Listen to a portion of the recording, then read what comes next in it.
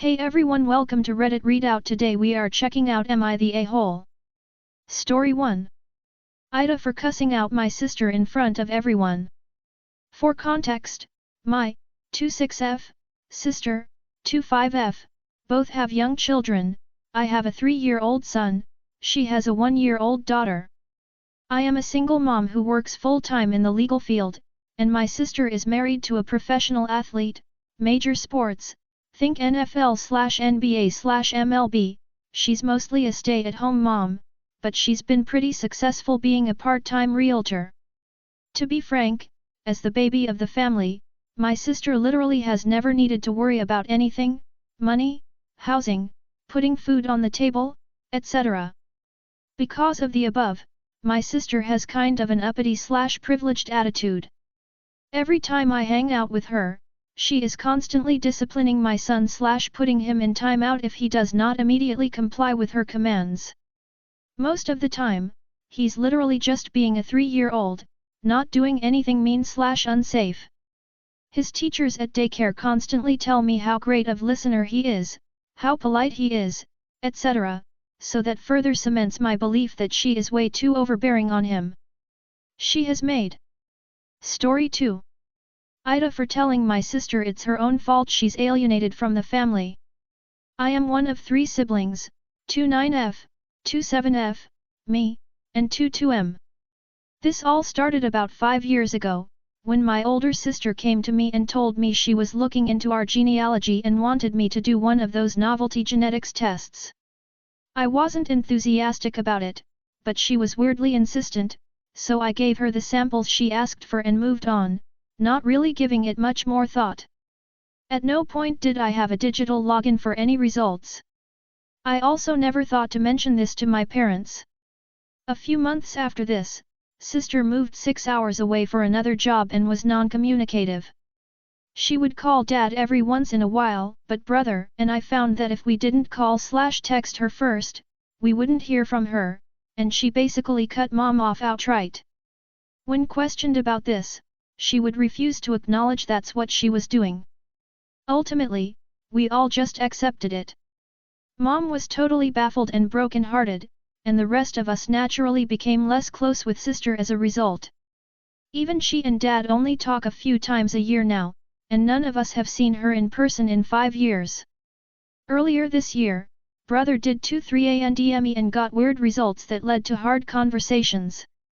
Mom and dad came clean that the 3 of us were donor-conceived, a choice they made because dad is infertile. They apologized for not telling us earlier, but dad felt strongly about not telling us because he never wanted us to think of him as any less our dad. Dad called sister and told her this too after we talked, and she basically had a breakdown on the phone.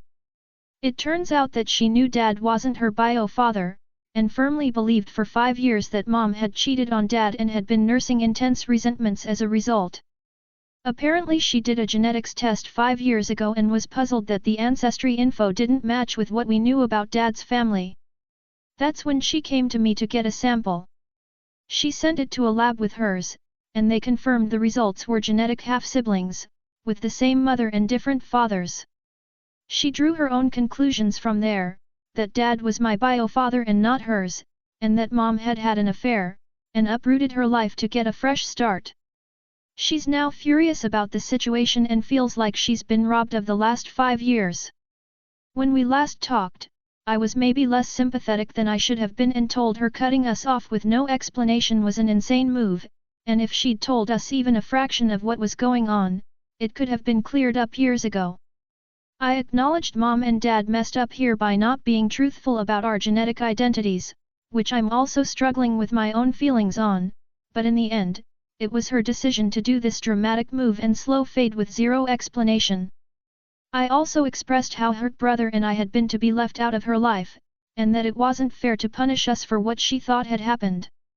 AITA. Story 3. AITA for not forking out $10K to attend a family wedding. My partner's sister got engaged. There's no wedding date yet. Thankfully. Which gives us time to decide what we want to do. We live on a different continent and right now, and attending the wedding would cost $10K and on flights, car, food etc., not including wedding gift and assuming we can stay with family. We personally are not excited to go because of the high cost.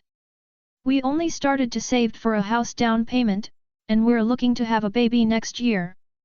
We don't have much savings right now. When partner was speaking to his mum, she said he simply had to start saving for it. Fair enough from her perspective. But for us it's a huge amount of money. We will not have a wedding ourselves because we cannot afford it. Can we simply say we cannot afford and not go, or AITA? Story 4. AITA for telling my friend, 32M, he's out of line for refusing to go to our mutual friend's wedding. So a good friend of mine, let's call him Josh, and I, 29F, are part of a group of friends. We are all invited to a wedding of one of our close friends Dan, 31M.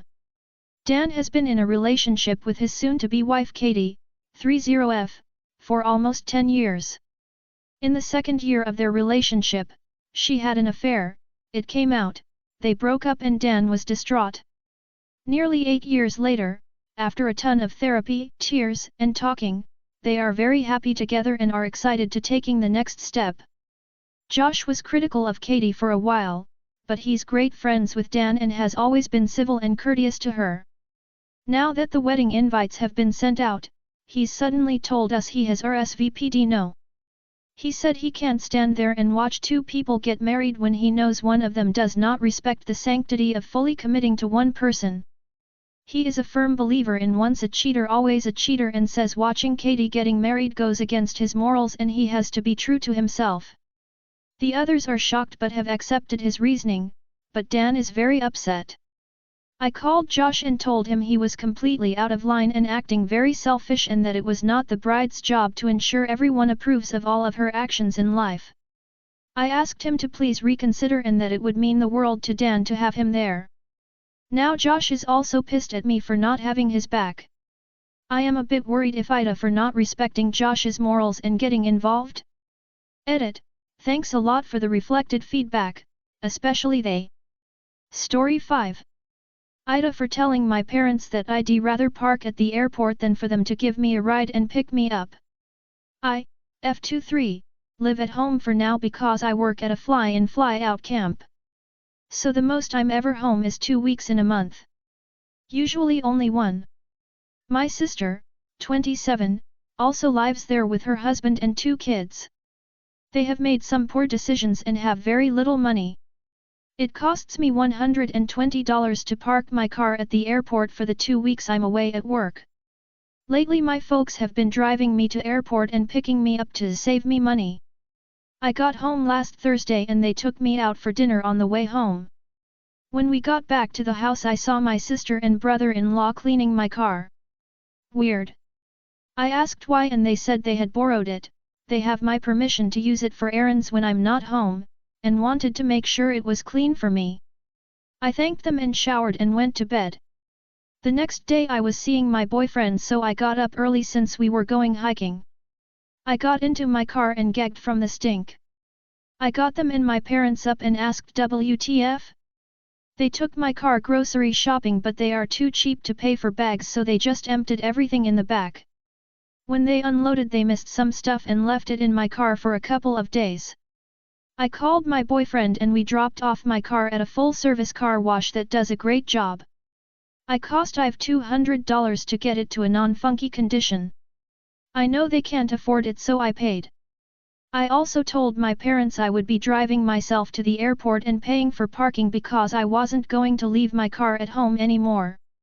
My parents are upset because that means they will have to lend my sister a car or help her pay for an Uber. My sister and her husband think I'm being an asshole over a small mistake. I think they are assholes for leaving my food in my car in the heat. I'm just glad they can't afford to waste fresh meat or I cannot imagine the smell I would have come home to. Story 6. AITA for refusing to adopt my daughter's half-sister. 4 years ago, my ex-husband revealed that he had been having an affair with his co-worker, Leah, who was pregnant with their child, Ava. We divorced and have kept split custody of our daughter Kate. Our divorce was accompanied by a strained relationship with my ex's family, as I discovered they had known about the affair long before I did and kept it from me. Needless to say, trust was shattered, and we only communicate with matters involving Kate. Recently, my ex-husband and his wife passed away in a car accident. As a result, I got full custody of Kate, but I made the conscious decision not to take in Ava. I am fully aware that Ava is not responsible for her parents' affair, and I acknowledge that she has already suffered a great loss with the passing of both her parents. However, I have actively avoided interacting with Ava in the past during pick-up and drop-off times, and we are not close. My ex's family is now calling me the asshole, for separating two sisters, particularly after such a traumatic event. They point out that Leah has no other family members who can take care of Ava, and they believe it is my responsibility to step up. While I understand their perspective, I don't think that Ava is my problem. I don't feel a connection to her, and I am not obligated to take on the responsibility of raising her. The resentment I feel towards my ex-husband and his family has clouded my judgment and made it difficult for me to empathize with them. Edit: I would like to clarify, if I don't take in Ava, she will go to live with my ex's family who live about 4 hours away from where we live. I understand for Ava this move to a new city will not help her as she is going through a lot right now, but I don't think having her with me is the best for either of us, as I am basically a stranger to her, and at least she has a relationship with my ex's family already. Story 7.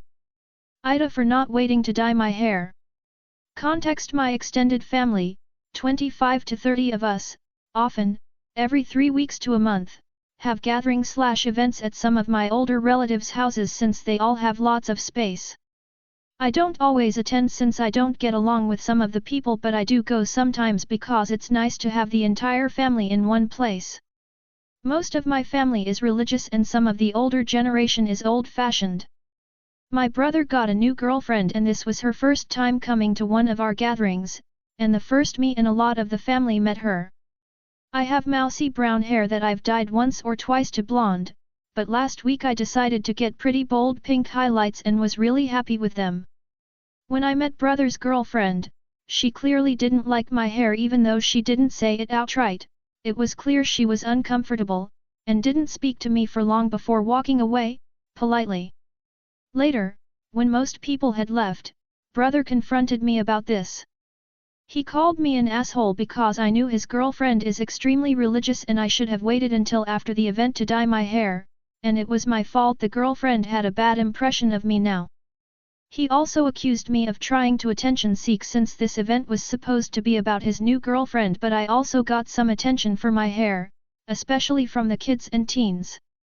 Some of my family, like my aunts and older cousins, are siding with him, and I think someone even said I shouldn't feel the need to dye my hair in the first place and I should be happy with the hair God gave me. So Reddit, AITA. That's all for today. Please don't forget to like and subscribe.